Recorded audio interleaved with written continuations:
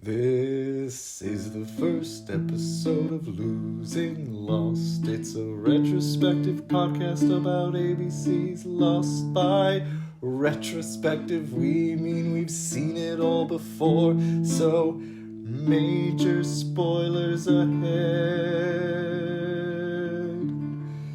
Now you've been warned.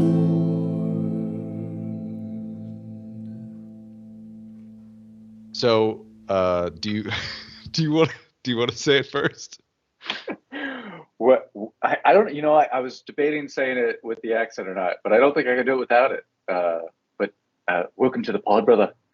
Welcome to the podcast, brother. All right, here's what this podcast is. This will be you and I talking about the ABC drama Lost, which first aired in 2004 and ended in 2010.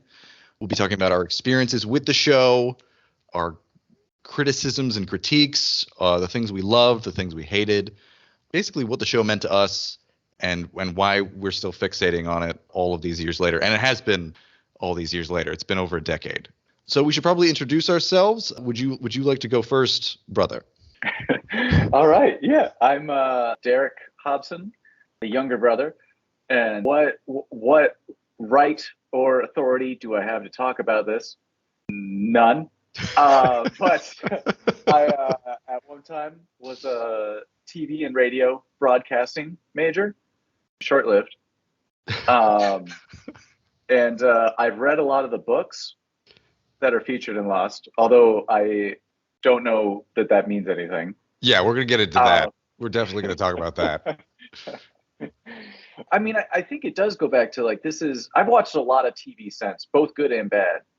And it's just Lost is the one that just even on those brief moments alone in the car driving to go get groceries, something pops in my head and I'm like, oh yeah, they did do that well. Or the opposite will happen where it's like, God, I wish that Claire had a purpose, or something to that. Or effect. if they didn't fixate on her birth so much that they show it in the show 3 times. Is it 3 times that they actually go through her entire birth? God, I don't know. I'm pretty sure. So there's in the first season it happens. The whole season's been building up to it. Then Sawyer, when they're time traveling in season 5, Sawyer is in the bushes watching her. And then she gives birth again in the limbo afterlife in the last episode.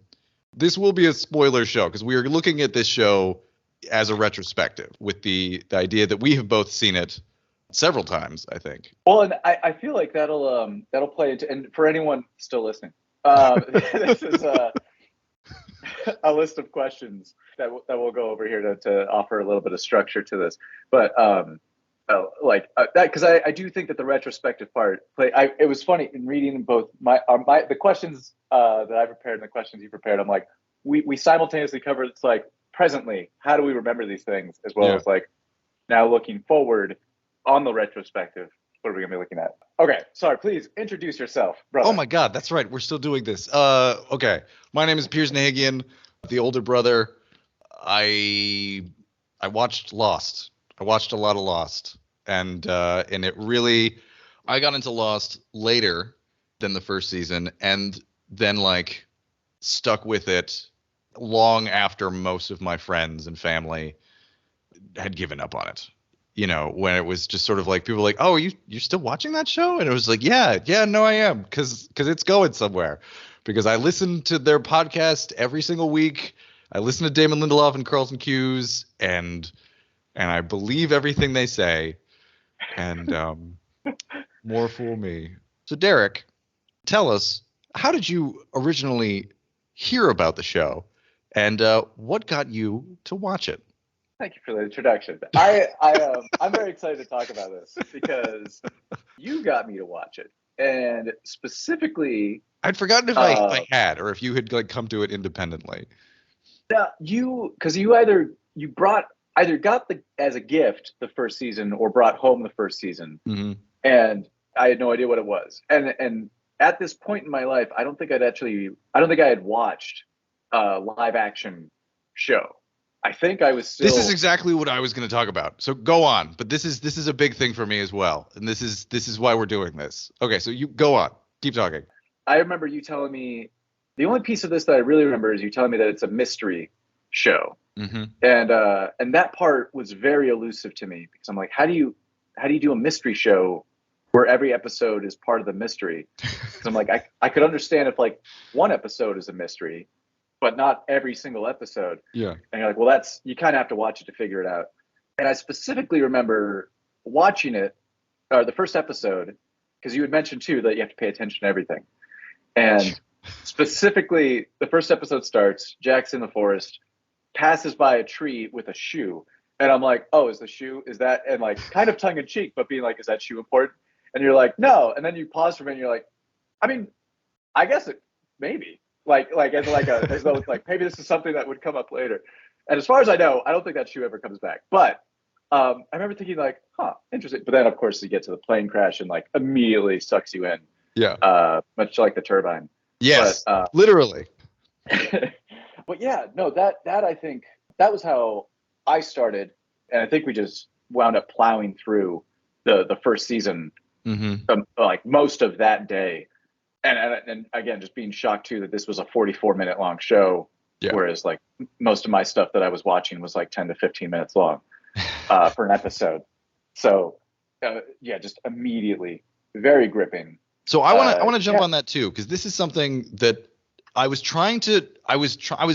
when I knew that we were going to record this, I've been going over in my mind if this was actually the case, that this was the first live action TV show that I actually watched consistently. And I'm almost 100% certain that it was. So growing up, we didn't really watch. So we watched TV, but we watched like cartoons. We watched movies. We watched a lot of movies, but we didn't really have TV shows that we watched week to week, like waiting, like coming home and specifically like making time to like watch it. Like I remember coming home late at night from like theater rehearsals or something and like watching old episodes of Quantum Leap on Sci-Fi and like falling asleep on the couch. I remember doing that, but there had never really been a TV show. Like we had watched so much Toonami. We'd watched like a lot of Cartoon Network. You know, we'd watched like a lot of anime, usually that we'd like rented from like a Tower Records. But I never specifically made a call out to Tower Records, which I just think is funny. So yeah, it was the first one, and the thing is, it was so I made sure to write down the dates here because I wanted to make sure I got this right. Season 1 premiered September 22nd, 2004. I started college in fall 2005. I was told about the show by a friend of mine named David. Shout out to David, who I think had burned the whole first season onto like a DVR and gave it to me when I was in college. And he was like, "You should watch the show." And I was like, I really don't watch TV shows. Like TV shows are dumb, because that was, going into college, that was the level of enlightenment that I had reached. And I know a big thing about Lost is that it sort of blew up serialized television in a big way, which, we can get to later. But so I remember like popping in the DVD and watching it, and just like from like start to finish, like that pilot episode, I was just like, oh yeah, I'll watch this. I'll watch all of this. And then like, watching the other episodes and then getting to the Locke episode and just being like, holy shit, I'm so primed for this. I'm so engaged. And then I remember I must have brought it to you then and just been like, all right, well, we got to watch this. We got to watch this show. And so that was the full first season. And then I think by the time we were caught up, I think it was when season 2 started. Season 2 started in September 2005. So like when I had started college. So I think I had caught up by like the middle of the second season, or no, I take that back. I remember this very vividly. It took me all the way up to the season 2 finale to catch up with the show. And I remember watching the finale at home, maybe with you, when they're in the hatch and they don't press the button. So the first episode that I watched live on TV was the season 2 finale. That's awesome. That was the part that I was having trouble piecing, because I couldn't remember. I know that I by the time I started season 3, I know I was at college and I didn't have a way to watch it. Yeah. And I remember because that first stint at college I was only there for a semester.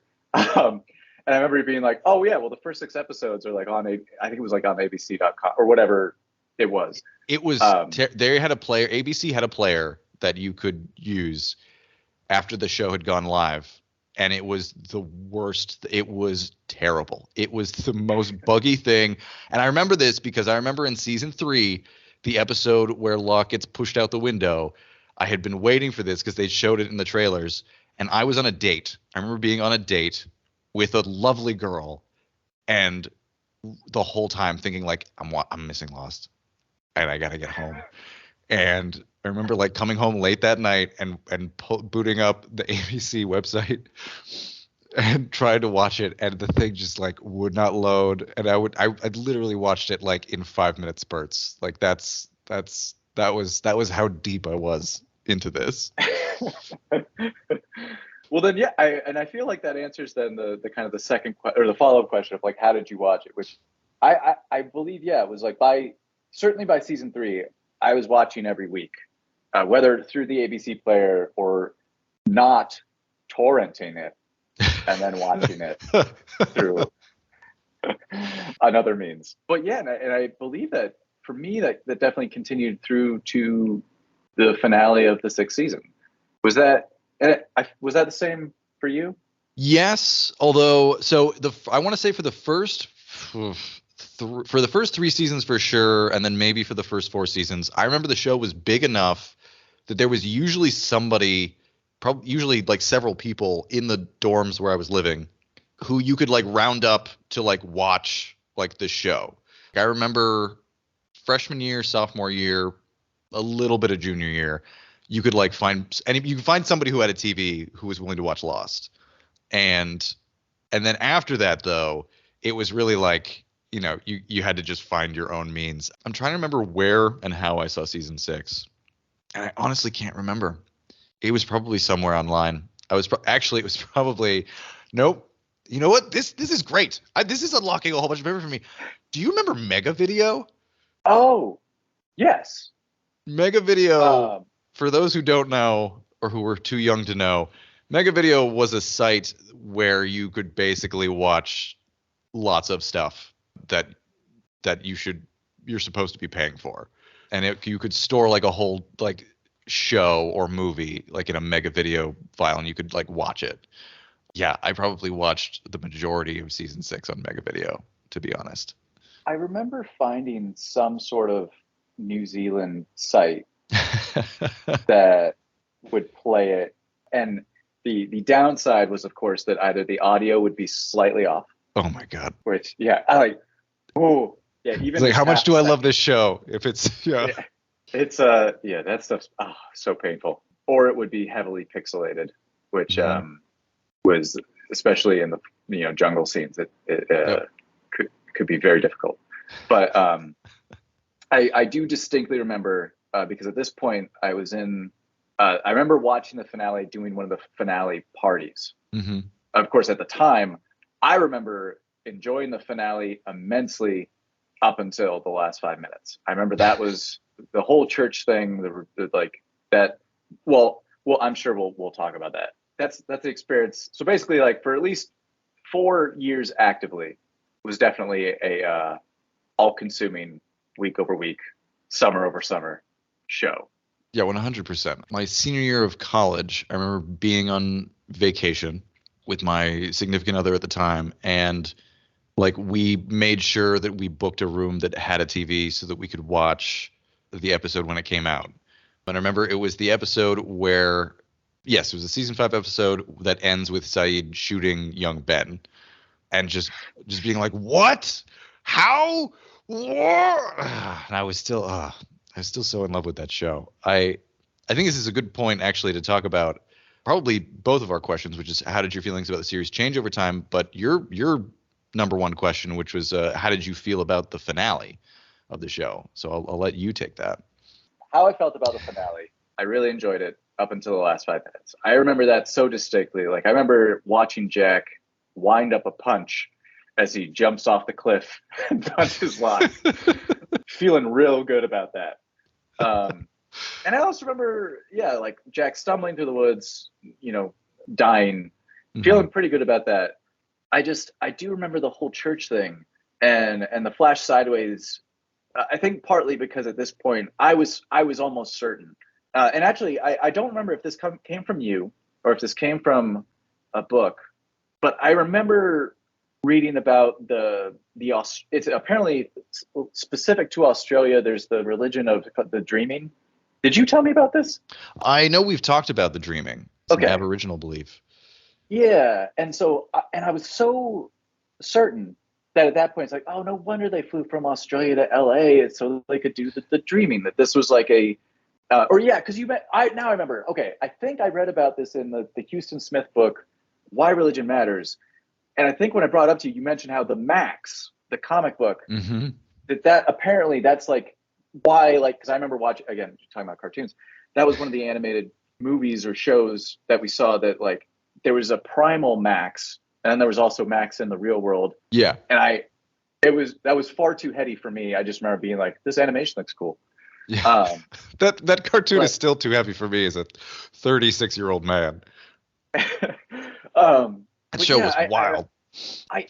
What was it? Only 2 episodes, or was that just the begin? You know what? I think it was like 6 episodes from MTV, and it would be like it was almost like a motion comic at times, and then it would like suddenly have like really cool, very disturbing animation, and then it would go back to like just a still frame for like a minute and a half.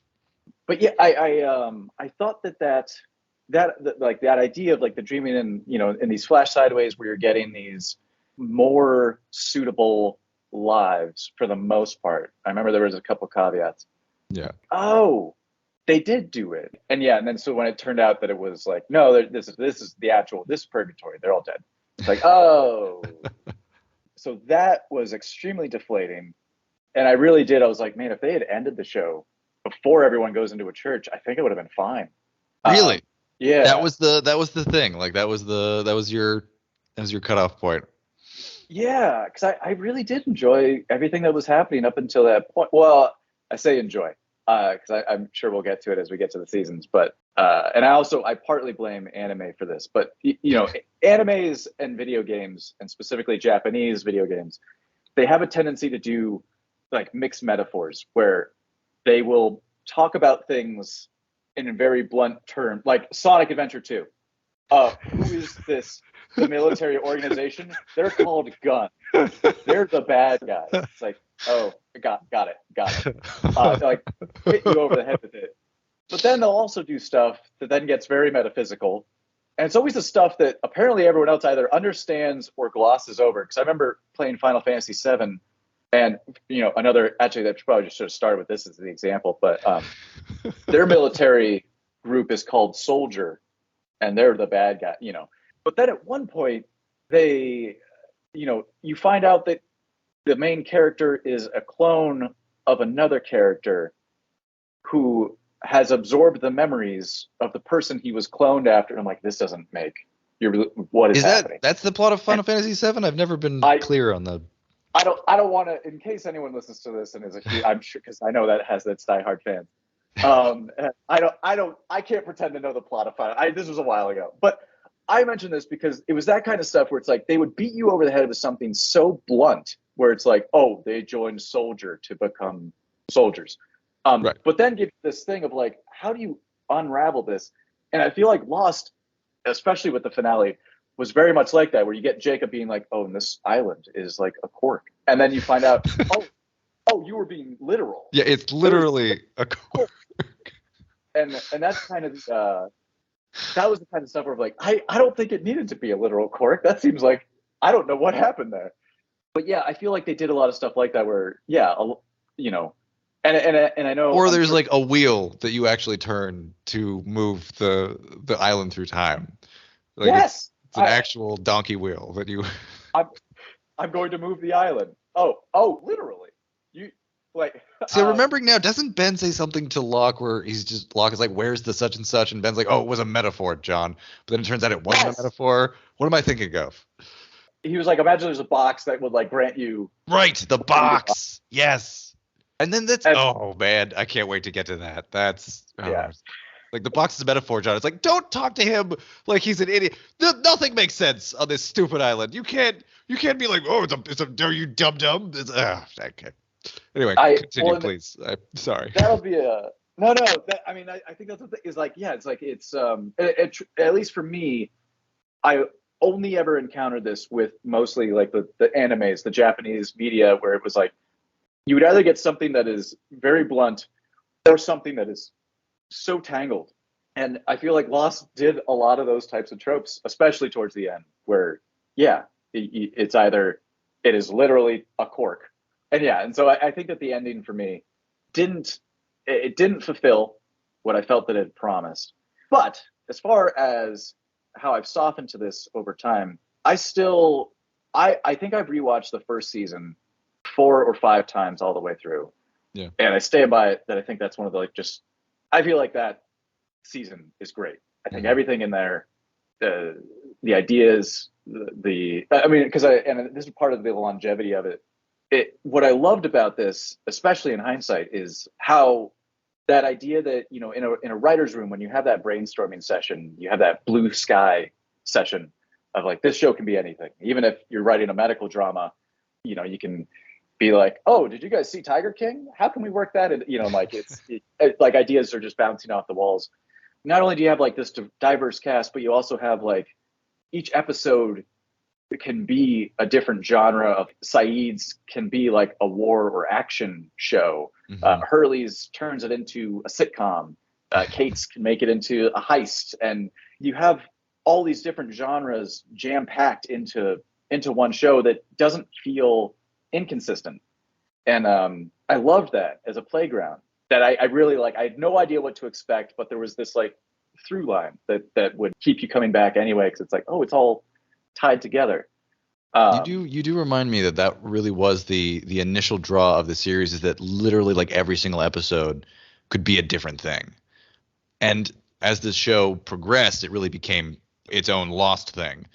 But like those first like 2 seasons in particular, really like you didn't know what kind of show you could get like a heist, you could get rock star biopic, dark, con man drama. Yeah, I mean, truthfully, I think the only other show that's ever done that is Community, where, and again, that was one of the major appeals, is how each episode is a different genre. But I think there's a couple major differences, one of which being this difference between like a 22-minute show and a 44-minute show. But also that, ultimately Community is a parody. So like they can take their characters and sandwich them into a template because they're trying to poke fun at Law and Order or something.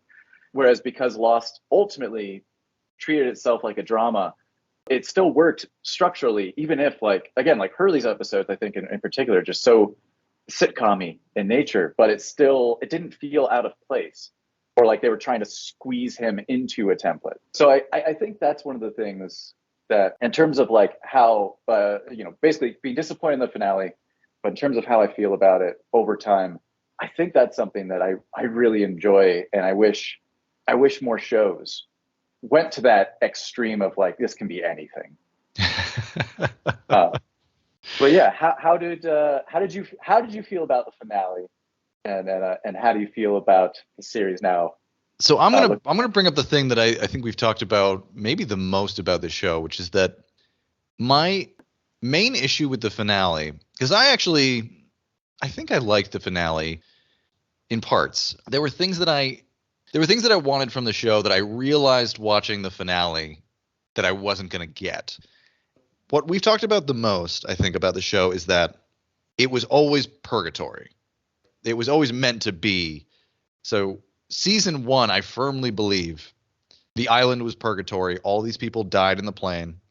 And mostly because not only were things just like weird and off, but also whenever somebody would like have like a big character moment in the show, throughout the show, whenever they would like basically, sort out their baggage and like, reach, a therapeutic breakthrough, they would die.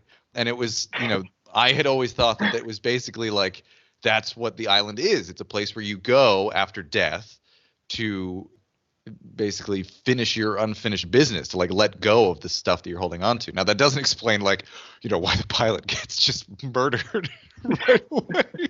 But maybe that was, he finished what he had to do. But anyway, I think the writers of the show saw how much buzz the show was getting online. They were visiting the forums. They were seeing that everybody's like, oh, well, it's purgatory, right? And decided, no, we're not going to do what everybody thinks. We're going to change it up. The island is totally on Earth. So what made me upset about the finale was that you basically, it's still the same idea. You just took 6 seasons to get there. Like these people were always going to end up in a purgatory, type place where they could sort out their shit. It's just, you didn't want the internet to be smarter than you, so you took the most zigzagging route possible to get there. And I remember having conversations with people, like people who like had given up on the show or thought they were better than the show, and they were always asking me like, so they were dead the whole time, right? And I was like, no, okay, so in the show, no, they weren't dead the whole time. They were on the island was real, and then they died, and then they were dead. If you were like, yeah, and I was like, but I think they originally were dead, but then they weren't dead, and so it would never be worth it to explain to somebody who didn't watch the show. Because again, and I'll try to do some more research on this and really get into, because I remember Lost everybody always talks about it was the beginning of sort of the golden age of television, that it really opened up series to doing this kind of storytelling, like you didn't have to do standalone episodes, like you really could actually do this, series long myth arc. I don't know, did you ever watch the X-Files? Some of it. So the X-Files predated Lost by many, many years, and they would have 2 different kinds of episodes. They would have Monster of the Week episodes, which were the majority of the episodes, and they would have the mythology episodes. And the mythology episodes would be the big, big episodes where it's like all of the shadowy government stuff. And like in the X-Files, because this was very early days, you might only have like a handful of mythology episodes that like tie everything together in a season.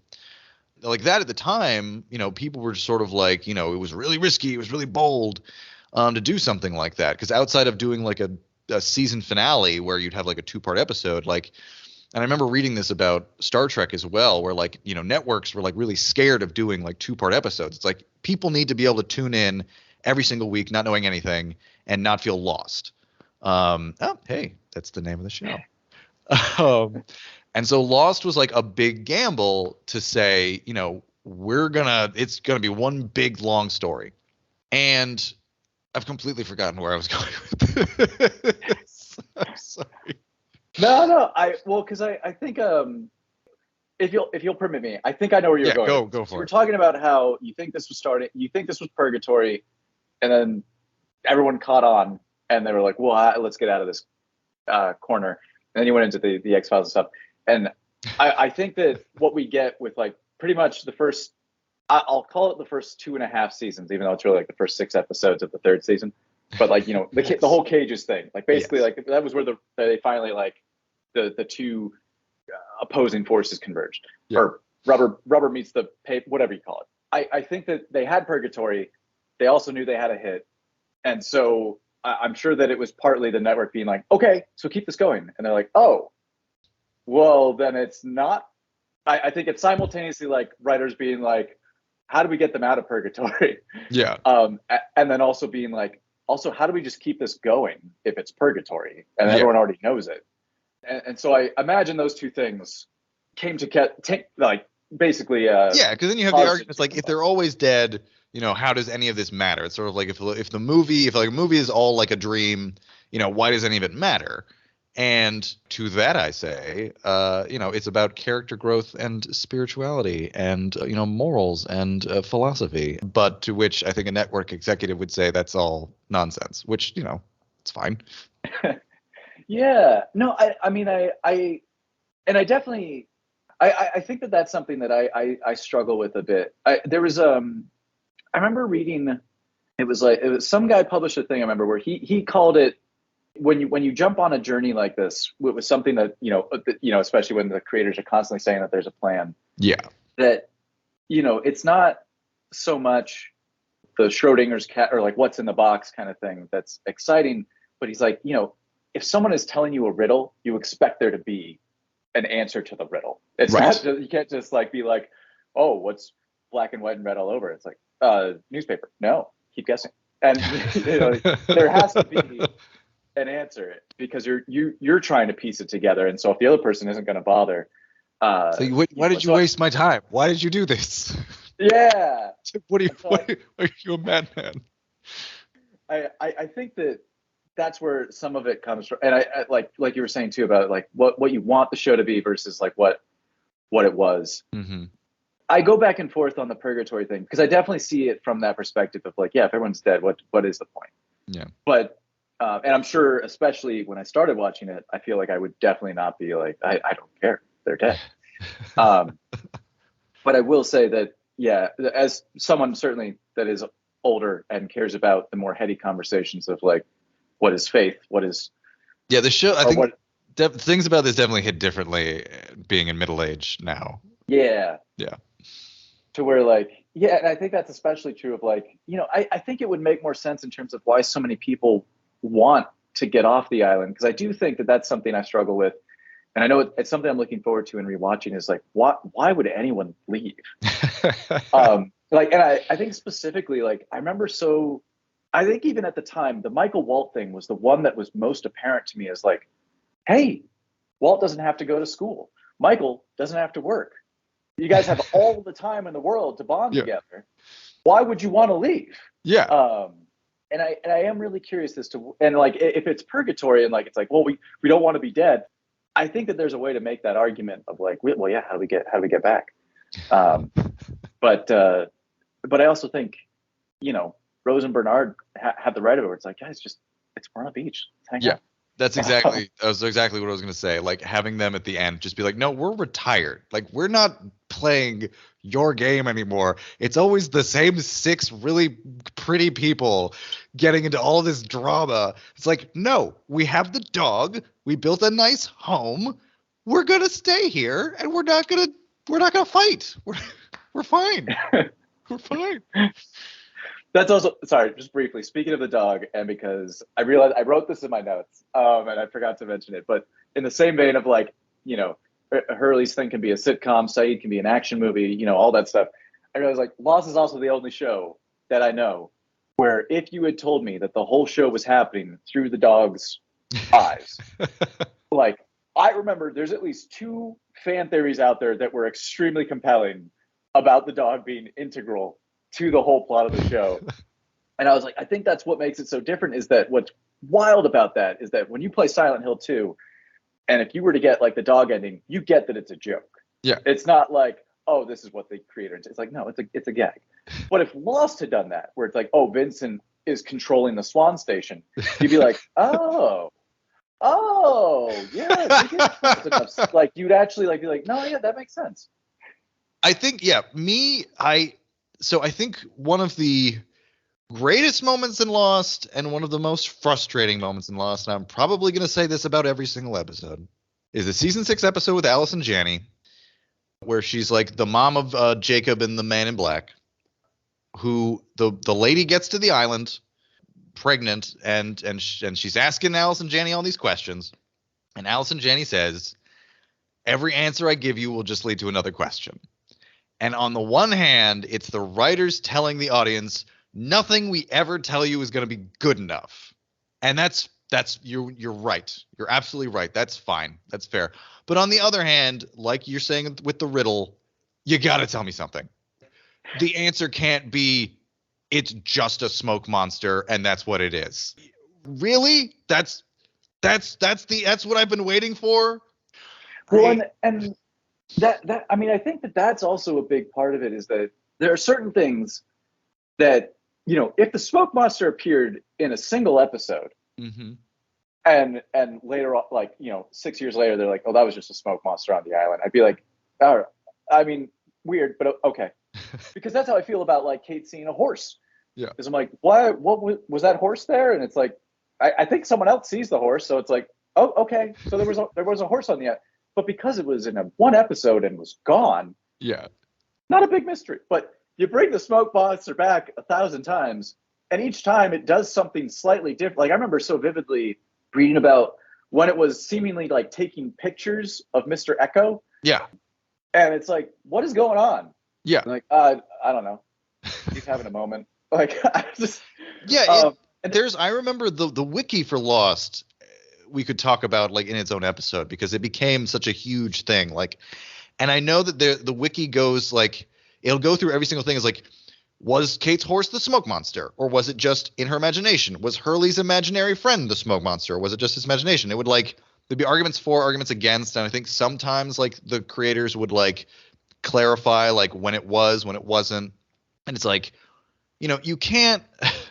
One of the big arguments for like they were just making it up as they go along is that like it's not consistent because sometimes they see stuff on the island that just is, and sometimes they see stuff that is the smoke monster doing stuff, just messing with people's minds, and that's frustrating because you want it to all make sense. Like you want to be able to package this up and say like, okay, I get what it's doing, and instead. You have to do all this mental gymnastics to decide. Okay, so it wants this time, but then it decided that it needed something for that time, and yeah. This is one of the things that like I was really frustrated. In fact, I honestly think if I hadn't been going week to week, like if I had just been like able to binge the whole series, I know season 3. Well, I almost dropped off because. It's a very Ben-focused season. Mm-hmm. And Ben is such a gift to the writers in that he can say whatever, and it's usually a lie. Yeah. But like having that guy as like the narrative thrust, having an unreliable narrator as your narrative thrust is like, it's like actually what you were mentioning earlier about like how he says at one point, he's like, imagine there's a box that gives you anything. And then later it's like, oh no, that was a metaphor. It's like, that to me, like he is a prime, that character. I love that actor, but that character was so frustrating. Yeah. And I even remember like he lied about like everything. Yeah. Like where you'll be like, I was born on this island. It's like, oh no, that wasn't true. Or I distinctly remember when they're on a plane, they're on the I forget the name of the new plane, but the new plane to come back to the island. Yeah. And Jack just is like, he's like, how can you read right now? Like knowing that they're going to the island. He's like, well, my mother taught me. It's like, no, she died and shot. Like that wasn't even, come on. Like, okay. Yeah. Did he see his mother afterwards? Was she a ghost or was she the smoke monster? Yeah. I think that, cause it was frustrating, and especially the others. And then there are others and then others. If I'm remembering right. And so yeah, we find out in the 6th season that there's a bunch of others living at the temple that we've never mentioned or seen, which yes. I think that was the point, I think, for 6th season for me, where I was like, oh, okay. Oh man. I'm going to say, cause that is a spoiler for one of the questions that you had. So I'm going to hold on to that. But okay. You mentioned. So Derek, what did you think was the least satisfying arc in the show? Okay. I have 2 answers to this question because I felt that it was, in the spirit of Lost, intentionally vague because I realized that arc could be like, a story arc. Arc could also be like character arc. So I'm going to give one of each in terms of least satisfying. In terms of plot relevance, my least satisfying arc is the temple.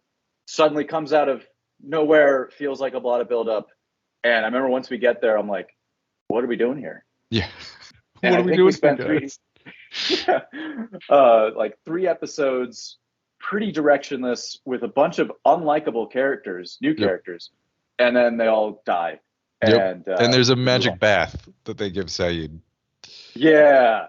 So that was my least satisfying plot arc, is the temple. I am not looking forward to that. Yeah. My least satisfying character arc is Kate. Start to finish. I remember when the 5th season was going to come out, she did an interview, Evangeline Lilly, where she mentioned like that someone had asked, and it seemed like she was pretty much done with the show. But they had asked her like, what are you hoping to get out of Kate? And she's like, I'd really like to see who she was before she committed this murder. I remember thinking about that and realizing that we get not just even like we get two scenes of Kate before she murders her dad. One, mere seconds before she murders her dad, where she's simply, what is she like? She takes off his boots and then steps out and he explodes. And it's like, oh, okay. And the other one is when she's a child and Jacob sees her and she shoplifts. Oh, yeah. It was like, of all the things that you could give us of Kate, to show us that maybe she was always kind of a bad person or something, Yeah. I didn't understand why they gave us that at all. I was much more interested in finding out, like, yeah, what was she like before this happened? Yeah. And I guess the reality is, I think they probably got scared because, they make it very clear that, Kate says, like, and they're like, oh, did your dad touch you? And she's like, he never touched me. And it's like, do they want to leave that enough in the dark? They don't want to, like, I don't know if it's that they were too afraid to be like, yes, he did. Or also where they were like, just leave it up to, whatever. Kate, it's so frustrating because her introduction, in the first season and probably the second season too, where she's this very self-reliant, very morally gray character.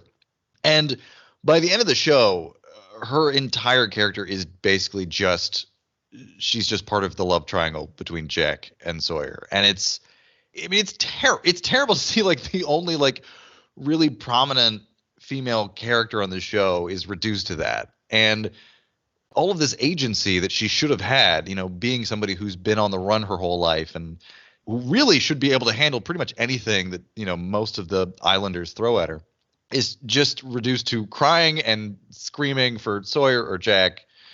And yes, I think I would probably agree that it's Kate, although I also think that Saeed we've talked about this, before the podcast, where it's like, I truly think that his arc, he should have died at the end of season 5. I think that I'm not saying it's a good arc, but I'm saying that, like, the idea that Saeed, in trying to fix the many, many things that have gone wrong in his life, lowers himself to shooting a child who hasn't done anything, to then have him, meet his end by that child's father, like, shooting him, and him just, sort of like just saying to the others, like, you can't change fate.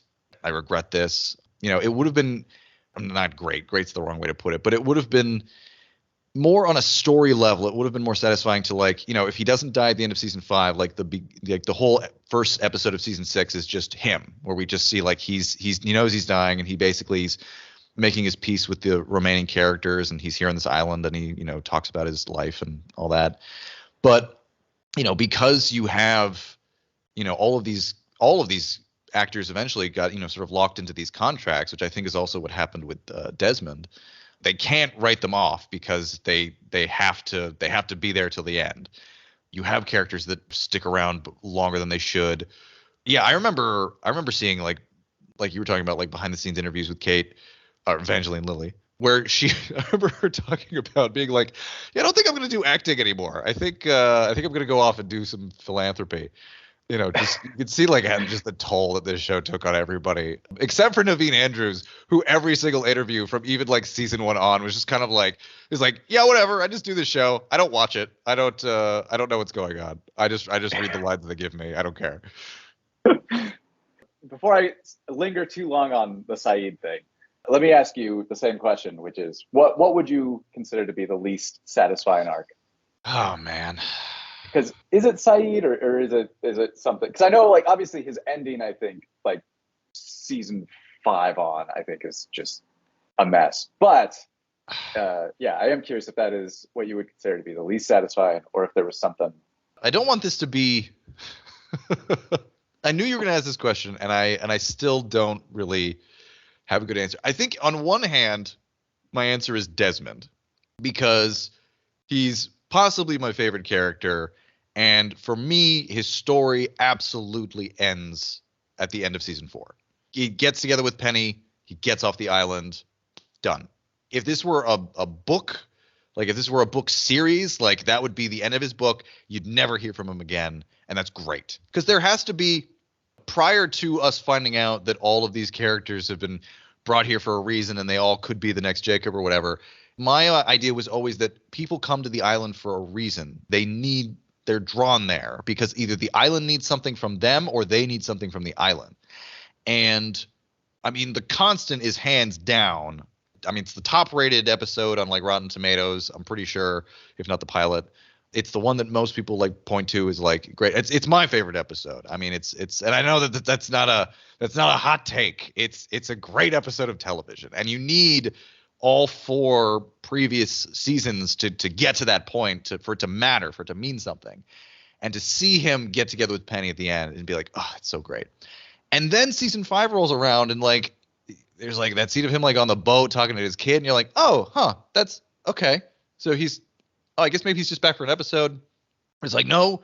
He's gonna be sticking around, and then he comes back for season 6, and you're like, oh, wait, okay. And the reason that was, they wrote that in was like, because he'd been in the hatch when it exploded or whatever, like he's the only one who can pick up the plug or whatever. It's fine. Again, one of the things that I'll talk about a lot is just it's a frustrating thing to have what feels like a decent end to a story or a decent plot beat, and then remember like, oh no, this is a TV show. All of these people have contracts. They have to, they have to pound out like 20 episodes a season, at least for the first few. You can't just let it be. So yeah, I still and again, there's one of the things I'm actually looking forward to is seeing season 6 because I only ever watched I think each of those episodes once. Because I think same actually. I don't think I've rewatched season 6. Okay. Well, I think that'll be really exciting for us. But I think I rewatched the finale, but not the whole season. I've never seen the epilogue with the Hurley Ben stuff. Wait. Hold on. You have not. I have not. I have heard of the events. I'm told it's very, very good. This is new information to me. You've never seen it? Never seen it. Oh, well, I'm glad I haven't said anything because I was gonna talk. Oh man, I mean that's the show that Lost was, where they had to basically put out an extra 15-minute episode that basically like wraps up a bunch of questions that people had. Yeah, the epilogue's fun. I really enjoy the epilogue. Well, great. Well, okay. So go on. This is great. I had in my notes here that Desmond was one of my least satisfied. But like I don't remember where his story ends. Like I know they like you said they kind of drag him back. But I can tell you. I think I remember exactly how it ends. He comes back to the actual island in reality, pulls the plug out, like helps Jack, and then just fucks off. He just like leaves, and then in the purgatory afterlife, he beats the hell out of Ben in like a parking lot, and then he's there at the church at the end. That's what I remember. Is that's it's one of the many Ben beatdowns that start off cathartic in the show, and then by the end, I always felt like I was just like, can we leave Ben alone? Like I know he's a dick, but like. Jesus, this man has been beaten senseless by so many people in this show. Man. So he doesn't end it because I remember at some point him being in a well, and at some point someone being like, "I'm gonna get you out of here," and he's like, "Just leave me." Like it's like, does that? That sounds familiar. You're probably. I don't know. This is a problem I have too with. Is his leg broken? No, Eric, go on. I don't know. With the inverse of this question too, where I didn't know where a certain character's story ended. But anyway, that might actually be a good segue into that question, which is, what would you say, Pierce, is your most satisfying arc? The most satisfying arc. Well, again, Desmond until it's not. I wish it was Locke, but sadly, like his arc gets truncated, and he does, you do see that he finally reaches some sort of peace at the end, but that's a whole other thing. I think, you know what? I'm gonna give the most basic answer. I'm gonna say Jack. To see Jack go from an utter wreck of a human being to just sort of just giving up and letting the island tell him what to do. That's not the right answer either. No, I mean I agree with this a lot. Yeah. And I wrote this down in a way that like obviously I think on the rewatch we'll figure it out, but I don't remember Jack really changing much in terms of a character for like the first 3 seasons. I think he's pretty stagnant. And then he makes this whole turnaround. And the closest I could think that I feel like isn't a stretch because they make this allegory at least once overtly is I feel like Jack transitions from a Moses to a Christ. Whoa. All right. And this is where lay it on me. Here we go. All right. So I know they at least call him out at one point. I don't forget what character does, but someone calls him Moses. And bear with me because my Old and New Testaments are it's probably Sawyer. Did Sawyer call him Moses? I want to tell you I don't know. Maybe he did. I feel like he gets called Moses. But the point is, like, my knowledge of Moses is mostly from DreamWorks, The Prince of Egypt. But this idea of a guy who basically like being a leader is thrust upon him. Mm-hmm. And that's how I feel that Jack is like for those first 3 seasons where it's like, I remember he has a lineup. He's like, everyone's always asking me to make decisions and fine. Whereas like Jesus in one of the gospels that they cut, I remember he has that great quote that of course Christians don't want you to have, which is Jesus, when someone's like, oh, I want to follow you. I want to, be one of your followers. And he's like, no, be the Christ, not the Christian. And I feel like between that and like the whole, Locke thing basically inspiring him. So much of what Jack does once he makes that turn to like go back to the island. Yeah, it's not about like, oh, this is what's good for everyone. He's like, no, the island needs me. And it's like if people follow him, it's like, okay, whatever. But I'm gonna do this. I'm gonna follow this. This is my path. And yeah, I think that his story ultimately is really satisfying. And of course, since they call it out in the ending too of his dad's name is Christian Shepherd. Yeah, it's one of those things like you were talking about before about it being very, very blunt and at times where it's like his name is Shepherd. His father's name is Christian Shepherd. And you're like, really? Are you really doing this right now? Yeah. It'd be the Christ, not the Christian. So it's like, and I feel like in the Flash sideways, it's like, he's being a dad that his never was. And it's like, oh man, that's something.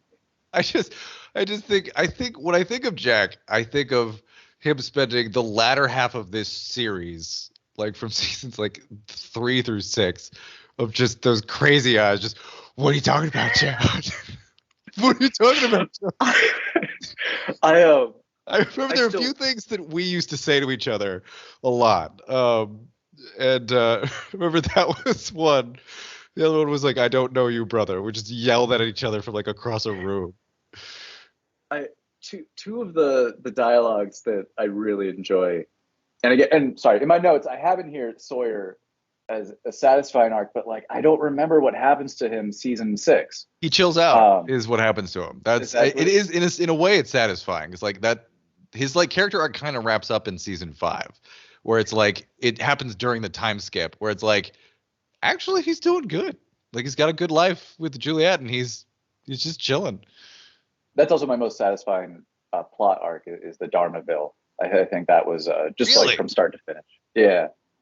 Think about that. You know what's funny is that we've been talking about this for an hour and we haven't really talked about Locke at all. And I think that's really interesting because I think far and away Locke was the most interesting character, the most, you want to root for character for the longest time. And I think it's laudable what the show did and that they subverted our expectations like continually for this character because he shows up and he's a badass and then you find out, no, he wasn't a badass. He's trying to be a badass. But then the show, I feel like veered too far into he's really not a badass and he has a lot of issues and he's sad all the time.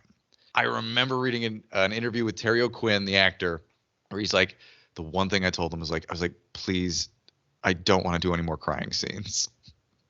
And it's not that he's saying like he doesn't want to cry. Like obviously Locke can cry, but it's just it got to a point where this character just becomes such a loser, and not a loser in the sense like he's lame, but a loser like he just keeps losing.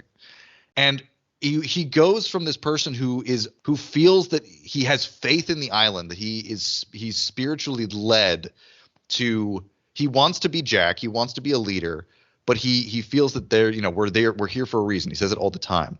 And that just gets taken advantage of, like, again and again and again, by either the Man in Black or Ben. And it's sad. Like, his story ends up being really sad, and I think that it's good. I think that it's not the story you want for him, but it is a story. The way that his character arc ends is so sad. He hangs himself. He hangs himself because he couldn't achieve the one thing he was supposed to do.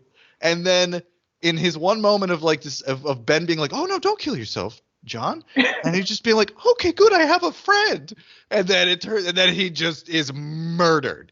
And that's the end of him. Like, you think it's not. You think he does get resurrected, and you find out no, that's never Locke. From that point forward, like that's how John Locke's story ends. Is he loses it killing himself and is murdered, and that's it. And then he doesn't show up again in the show until the very end when he's in the afterlife. And to any listener, I'm not laughing due to suicide. No, obviously that's tragic. I just put that I guess it's the irony of this like born miracle leader who fails so bad that always just, like constantly. So it doesn't sound like I'm laughing at it. Like it's to a point, like in terms of talking about this retroact, because I think Terry O'Quinn obviously is a tremendous actor, and I'm sure. Right.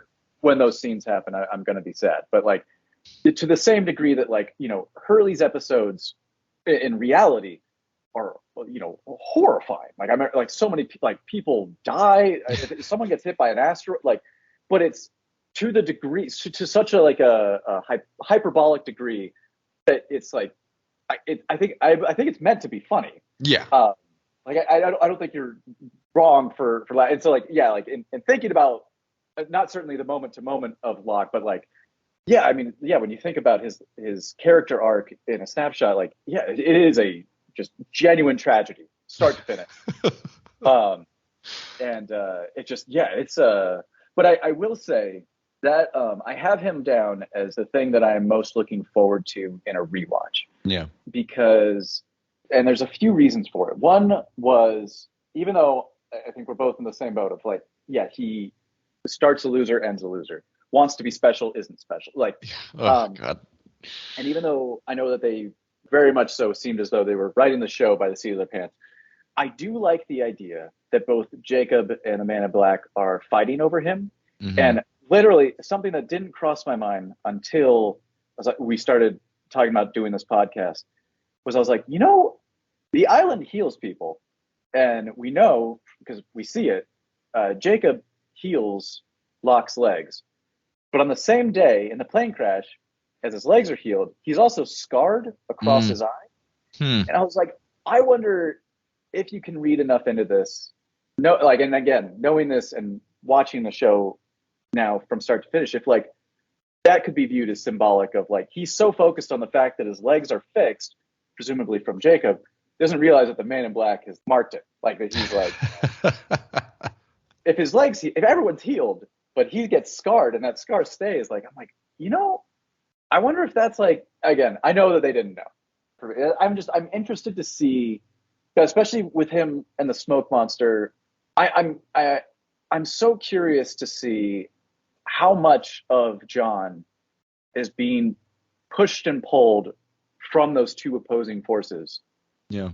Well, to bring back your Christ metaphor, and again, I don't know if this is just coincidence or if they were always meant for this to be, but John Locke, despite wanting to be the leader, ends up as a sort of John the Baptist role for Jack, who is Jesus. So like John the Baptist is this character who, comes out of the woods and everyone is like, oh, he's a very holy man. Surely this is our Messiah. And John the Baptist is like, no, I'm just preparing the way for the Messiah who will come. And and John the Baptist is killed, of course. And so John Locke fulfills that too, where John Locke wants to be the leader, but really what he is he's the one who ends up preparing the way for Jack. And the metaphor kind of falls apart because John the Baptist never convinced Jesus that he was Jesus, or did he, depending on who you read. But it is very much John Locke does, in a sense, and I don't know how much I should get into this because it's the same kind of twisty, turny, fan theorizing that got everybody into so much trouble back in the day. But like, John Locke, in a sense, baptizes Jack, in the truth of the island, if you will. Nobody wants to be the second guy. You want to be the first guy. But, from a story perspective, John Locke is important, just not in the way that he wants to be. So I agree with you. I am looking forward to that. There's a few things I'm not looking forward to get to your other questions. And that's everything to do with Michael, because I always just feel that, I think Harold Perrineau is a good actor. I think that he had so little to do, and I feel that show never treated him right. I think that they, set up a really interesting arc when he shoots Ana Lucia and what's her name? Livy, thank you. And you're like, oh my God, what? Why?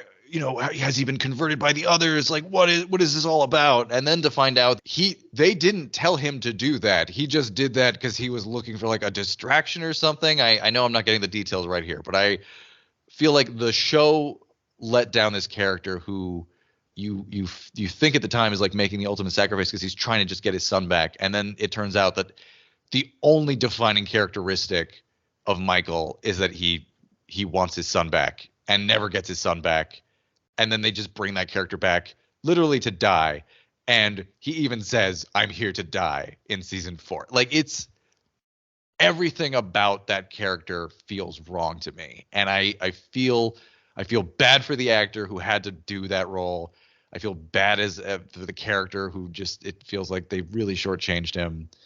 Yeah, I know that character arc was sort of had to be cut short because Walt ended up, growing like 3 feet. And like they just couldn't make that work. But all of that just feels really bad. That feels bad to me. Yeah, no, I'm with you. I remember he's definitely one of those characters who you just want to reach the screen and like shake and like get it together, man. Get it together.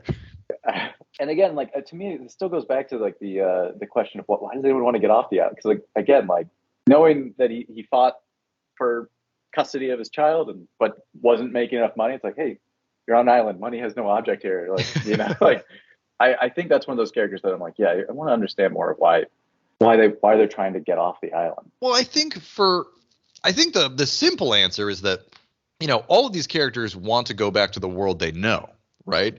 And what the show reveals to us is that the world that all of these characters know is not working for any of them. And that really, the island is a place where they can be whole, where they can, mend the things that are harming them. But they don't know that. And that's what we all feel sometimes, I think. Well, like, I think that's little lost moments. Like do a little sound effect. To take it back to Locke, I think that's one of the reasons why I'm also very curious to look into it. Because I was very much like, if you were either like Team Locke or Team Jack, and I was very much always on Team Jack. Oh, I was always Team Locke. Well, see, and with Locke, it does seem like, if my memory serves, he's the only one who, when he lands on the island, is like, no one has to know I worked in a box company. Yeah. No one has to know that my dad stole my kidney. Like, he's like, you know what? I'm a hunter. I am gonna be like, he's role playing, and like, again, that's yes, he's role playing. That's exactly it. Yeah, and I think that it's so neat that he embraces that, even though again, like as we discovered, it's like, yeah, he can't escape the fact that he's a loser. So it feels so bad to say that, but that's what the show tells us. And yeah, and I think that's why, like, for Sawyer, it's certainly his character, and I really feel like we get the real glimpse of this at the end of season 4 when he jumps out of the helicopter, which still I'm excited to see that scene again because I love that. Great. It's a great one. Like he very much, and especially like his like whole flashback of like the 3 years in Dharma, like I feel like he's someone too, like even though he accepts the role of like LaFleur at that point, it really feels like that's the point where he's like, this is who I am. and it worked. And it's like, yeah, once they embrace that alter ego, or it's like you can be whoever you want to be, and like for Sawyer, it's not even necessarily like a con at that point. It's like, no, yeah, this is this is me. This is, and like shredding the Sawyerness of it. Similarly, on that sort of like note, there's a lot to unpack in this show. that might be a good place to. I was gonna say, yeah, I think that's the best place to end the first recording session. All right. Yeah. Derek, would you say that you, in a God, way, are losing Lost? I am losing Lost, and yeah, I do wonder how much of this is just gonna unlock more memories of things that it's like, oh, yeah, what was I? Because and I think that's what you touched on in the beginning too, in terms of walking through this. Where like, yeah, like having the first season, being able to watch through in bulk, but being in very different places, not just geographically, but in life, as each season came out. Yeah, absolutely. Because it was such a, for me, I know, and I think for you as well, like it was a very pivotal point. Because like starting it, when I was first starting college, like that whole transition, and then ending it once I'd, finished college. I think it was like a year out when, because I graduated 2009, last season came out in 2010. That whole chunk of time, like a lot of things, happened. A lot of things went on, and Lost in a way was my constant. So This is gonna come. I mean, why not center the analysis on the best episode? Anyway, I don't know how we do. Do we do like a sign off? Do we say goodbye? I know it'll be just us like babbling, and then it'll just be the sound of Lost, just like at the end of the episode where it goes.